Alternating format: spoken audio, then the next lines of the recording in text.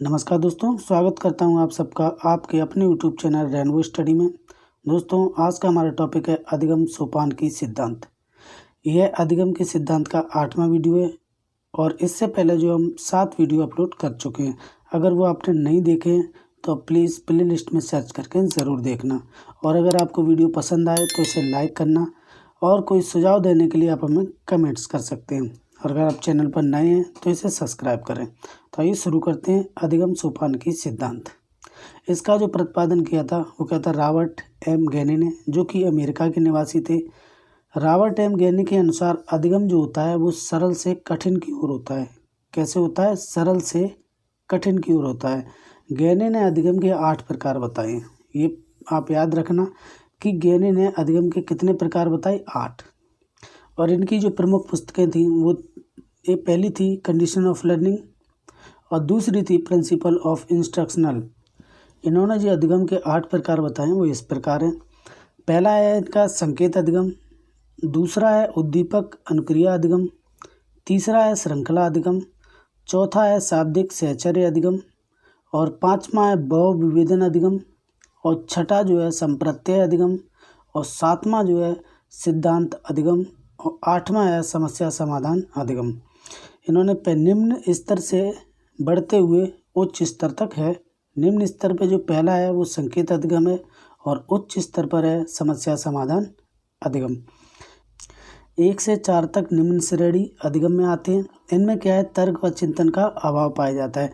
यानी कि संकेत अधिगम से लेकर के शाब्दिक सहचर्य अधिगम तक जो है निम्न श्रेणी में आते हैं। इनमें क्या है, चिंतन व तर्क का अभाव पाया जाता है। दूसरा उच्च श्रेणी में जो आते हैं 5 से लेकर 8 तक का अधिगम उच्च श्रेणी में आता है।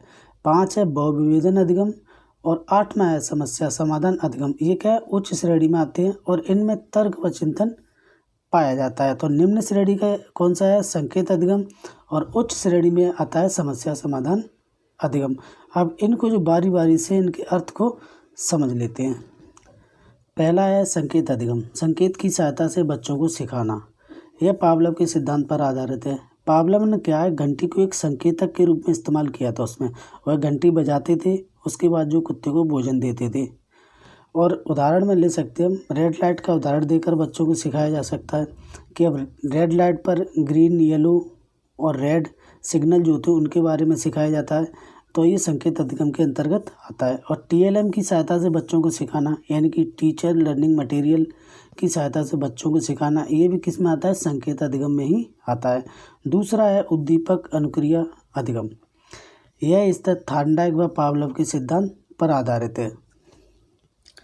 तीसरा है श्रृंखला अधिगम। इस स्तर में उद्दीपक और अनुक्रिया को बच्चों के सामने एक श्रृंखला में लाया जाता है। उद्दीपक और अनुक्रिया को जो क्या है, बच्चों के सामने एक श्रृंखला में लाया जाता है।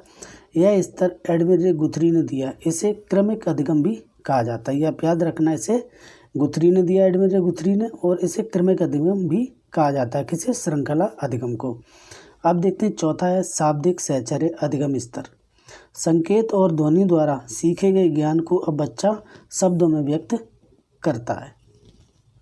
यानी कि बच्चा जो संकेत और ध्वनि के द्वारा जो सीख जाता है उसे क्या है, अपने शब्दों में व्यक्त करने लगता है। किस स्तर पर आकर? शाब्दिक सहचर्य अधिगम स्तर पर।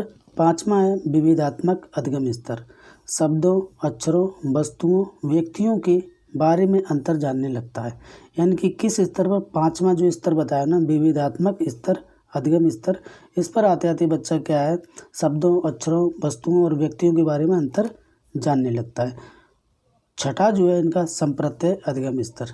इस स्तर में बालक जो क्या है, वस्तुओं को अपने दिमाग में स्मरण करना सीख जाता है। इसे 1964 में कैंडलर ने दिया था। किसने?